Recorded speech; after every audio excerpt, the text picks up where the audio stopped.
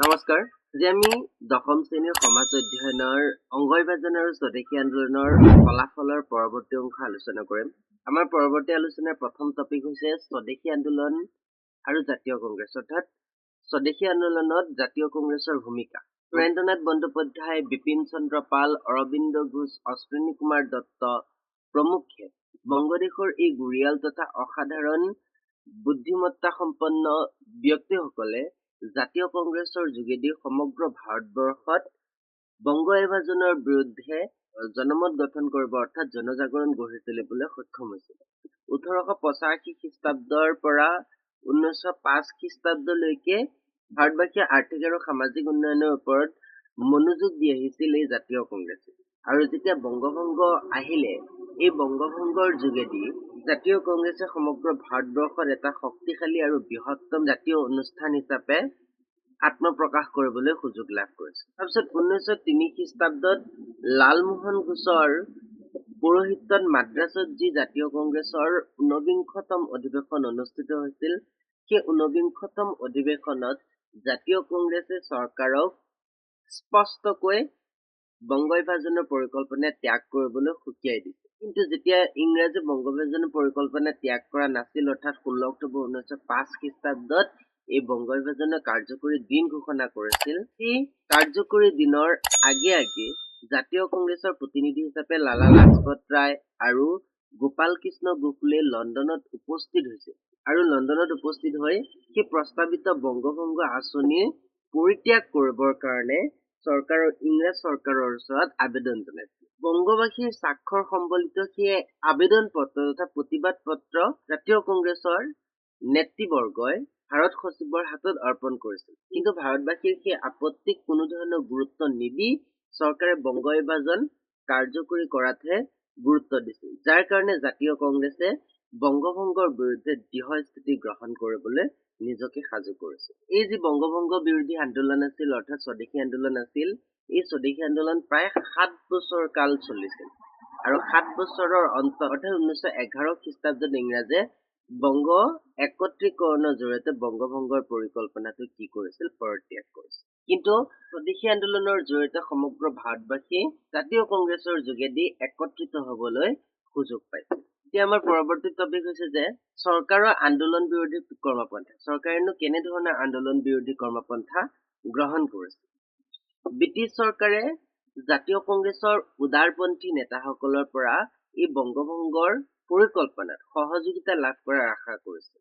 অৰ্থাৎ লৰ্ড কাৰ্জনে এই উদাৰপন্থী নেতাসকলক নিজৰ হাতৰ মুঠিত ৰাখিবলৈ চেষ্টা কৰিছে, যাৰ কাৰণে তেখেতলোকে ব্ৰিটিছৰ উপাধি, পদক আদি প্ৰদান কৰিছিল। এই উদাৰপন্থী নেতাসকলক ইংৰাজ চৰকাৰে ন্যায়ালয়ৰ বিচাৰপতি পদ, ব্ৰিটিছৰ সংসদৰ সদস্য পদ, ভাইচৰয় পৰিষদৰ সদস্য পদ, নতুবা প্ৰাদেশিক পৰ্যায়ৰ লোভনীয় সদস্য পদ আদি যাচি বংগভংগ পৰিকল্পনাত তেওঁলোকৰ সমৰ্থন বিচাৰিছিল। কিন্তু লৰ্ড কাৰ্জনৰ ইমান প্ৰচেষ্টাৰ পিছতো এই স্বদেশী আন্দোলনটো তেখেতে দুৰ্বল কৰিব পৰা নাছিল। জাতীয় কংগ্ৰেছৰ নেতৃত্ব বহন কৰা ব্যক্তি সুৰেন্দ্ৰনাথ বন্দ্যোপাধ্যায়, গোপাল কৃষ্ণ গোখলে আদিৰ বংগভংগ বিৰোধী যি অটল স্থিতি আছিল, সেই স্থিতিয়ে চৰকাৰক ফলঠেকত পেলাবলৈ বাধ্য হৈছিল। বিপিন চন্দ্ৰ পালে জাতীয় কংগ্ৰেছ তথা ভাৰতৰ সমগ্ৰ নেতাসকলক ব্ৰিটিছৰ উপাধি, পদ, পদবী আদি বৰ্জন কৰিবলৈ আহ্বান জনাইছিল। আৰু সেই আহ্বানৰ প্ৰতি সঁহাৰি জনাই গোপাল কৃষ্ণ গোখলেই পোনপ্ৰথমে নাইটহুড উপাধি ব্ৰিটিছ চৰকাৰক ঘূৰাই দিছিল। এতিয়া আমাৰ পৰৱৰ্তী টপিক হৈছে যে এই 7 বছৰীয়া কালৰ স্বদেশী আন্দোলনে, অৰ্থাৎ 7 বছৰ জুৰি ধৰা এই স্বদেশী আন্দোলনে ভাৰতবৰ্ষলৈনো কেনেধৰণৰ অৱদান আগবঢ়াইছে, সেই সমালোচনা কৰিম। প্ৰথম অৱদানটো হৈছে যে স্বদেশী আন্দোলনে ভাৰতবাসীক এটা বৃহৎ আকাৰৰ গণ আন্দোলন সম্পৰ্কে এটা ৰাজনৈতিক শিক্ষা দি যাবলৈ সক্ষম হৈছে। দেশৰ বেছিভাগ মানুহে যেতিয়া গণ আন্দোলনত জঁপিয়াই পৰে, তেতিয়া সেই আন্দোলনটো সুনিশ্চিত অৰ্থাৎ জয়যুক্ত হবই, সেই কথা এই স্বদেশী আন্দোলনৰ ভাৰতবাসীক শিকাই থৈ গৈছে। তাৰপিছত ভাৰতীয় জাতীয় কংগ্ৰেছে প্ৰথম অৱস্থাত ইংৰাজক আবেদন নিবেদন আৰু সহনশীলতাৰ মাজেৰে এই বংগ বিভাজনৰ বিৰোধিতা কৰিছিল। বংগভংগক কেন্দ্ৰ কৰি জাতীয় কংগ্ৰেছৰ চিন্তা কৰ্মটো কি হৈছিল, পৰিৱৰ্তন হৈছিল।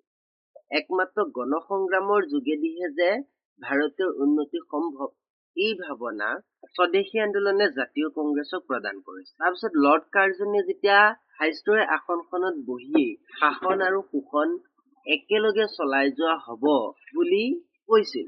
তেতিয়া বংগবাসীয়ে সাম্ৰাজ্যবাদী শাসকৰ এই দাম্ভক্তিৰ উপযুক্ত উত্তৰ দিছিল। কেনেকৈ উত্তৰ দিছিল? যে বিদেশী বস্তু বৰ্জন আৰু স্বদেশী বস্তু গ্ৰহণৰ যোগেদি। সেইকাৰণে ভাৰতৰ অৰ্থনীতি শিল্প বিকাশৰ ইতিহাসত স্বদেশী আন্দোলনৰ অৱদান চিৰকাল জিলিকি থাকিব। তাৰপিছত নেক্সটটো হৈছে যে স্বদেশী আন্দোলনৰ মাজেৰে ভাৰতীয় ব্ৰিটিছ চৰকাৰৰ ওচৰত স্বৰাজ দাবী কৰাৰ সুযোগ লাভ কৰিছে। স্বদেশী আন্দোলনৰ এই তীব্ৰ উত্তেজনাই জাতীয় কংগ্ৰেছক দাদাভাই নৰজী পৌৰোহিত্যত অনুষ্ঠিত কলিকতা অধিৱেশনত পোনপ্ৰথমে ভাৰতীয়ৰ বাবে স্বৰাজ দাবী কৰি প্ৰস্তাৱ গ্ৰহণ কৰিবলৈ বাধ্য। পৰৱৰ্তী অৱদানটো হৈছিল যে স্বদেশী আন্দোলনৰ মাজেৰে ভাৰতীয় নাৰী আন্দোলনৰ প্ৰৱণতা গঢ়ি উঠিছিল।